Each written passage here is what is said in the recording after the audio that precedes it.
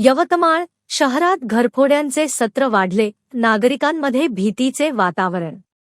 यवतमाळ शहरात घरफोड्यांच्या घटना पुन्हा एकदा वाढू लागल्या असून चोरट्यांच्या टोळीने नागरिकांमध्ये दहशत निर्माण केली आहे.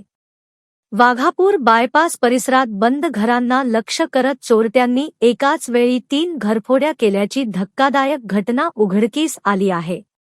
मिळालेल्या माहितीनुसार घरमालक बाहेरगावी असल्याची संधी साधत चोरट्यांनी घरात प्रवेश करून रोख रक्कम तसेच मौल्यवान ऐवज लंपास केला. गेल्या काही दिवसात अशा 5 पेक्षा अधिक घरफोड्यांच्या घटना घडल्याने परिसरातील नागरिकांमध्ये भीतीचे वातावरण निर्माण झाले आहे.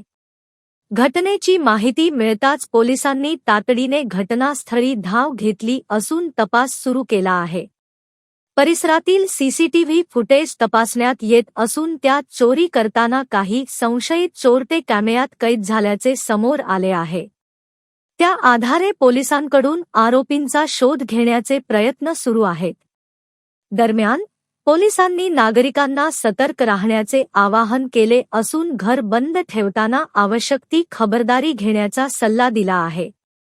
तसेच संशयास्पद हालचाली आढळल्यास तात्काळ पोलिसांना कळवावे, असेही आवाहन करण्यात आले आहे.